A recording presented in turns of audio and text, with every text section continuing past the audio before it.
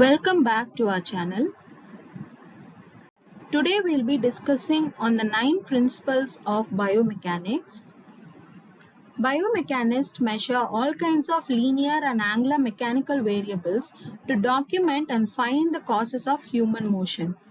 This section proposes 9 such principles of biomechanics and demonstrates how they relate to scientific laws. The 9 principles of biomechanics proposed were selected because they constitute the minimum number or core principles that can be applied to all human movements and because they provide a simple paradigm or structure to apply biomechanical knowledge. The principles can be organized into ones dealing primarily with the creation of movement and ones dealing with the outcome of various projectiles. The first principle in biomechanics is the force motion principle. Force motion says that unbalanced forces are acting on our bodies or objects when we either create or modify movement. In quiet standing, the force of gravity is balanced by ground reaction forces under our feet. So to move from this position, a person creates larger horizontal and vertical forces with their legs.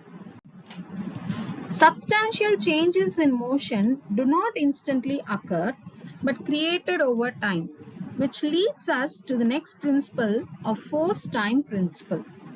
It is not only the amount of force that can increase the motion of an object, the amount of time over which force can be applied also affects the resulting motion. A person using a longer approach in bowling has more time to apply forces to increase ball speed. The impulse-momentum relationship, the original language of Newton's second law, is the mathematical explanation of this important principle. Another important principle to understand in the modification of motion is inertia. Inertia can be defined as the property of all objects to resist changes in their state of motion. Newton's first law of motion outlined the principle of inertia. The Newtonian view of inertia as a fundamental property of motion was a major conceptual leap, rejecting the old Aristotelian view that constant application of force was required for motion. The linear and angular measures of inertia are mass and moment of inertia. The next principle involves the range of motion the body uses in movement. Range of motion is the overall motion used in a movement and can be specified by linear or angular motion of the body segments. The purpose of some movements might require that some body segments limit range of motion, while others requiring maximum speed of force might require larger ranges of motion. Increasing the range of motion in a movement can be an effective way to increase speed or to gradually slow down from a high speed. A baseball pitcher taking a longer strikes is increasing the range of motion of the weight swift. Since moving through a range of motion takes time, this principle is related to the force-time principle. The next biomechanical principle is balance. Balance is a person's ability to control their body position relative to some base of support. Stability and mobility of body postures are inversely related, and several biomechanical factors are involved in manipulating a person's stability and mobility. A handstand is a difficult gymnastic skill, not only because of the muscular strength required, but also because of the small base of support in the anterior and posterior directions.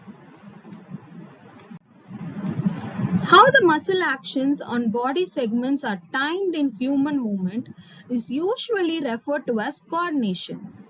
The coordination continuum principle says that determining the optical timing of muscle actions or segmental motions depend on the goal of movement.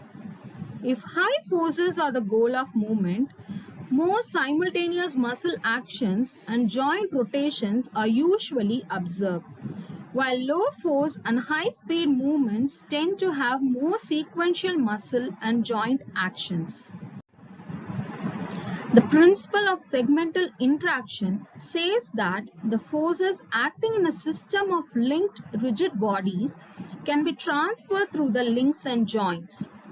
Muscles normally act in short bursts to produce torques that are precisely coordinated to complement the effect of torques created by force at the joints. The biomechanical principle of optimum projection says that for most human movements involving projectile, there is an optimal range of projection angles for a specific goal. Biomechanical research shows that optimal angles of projection provide the right compromise between vertical velocity and horizontal velocity within the typical conditions encountered in many sports.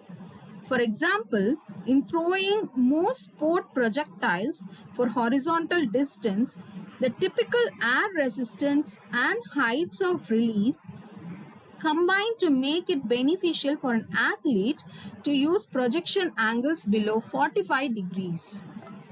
The last principle involves the spin or rotations imparted to projectiles and particularly sports balls.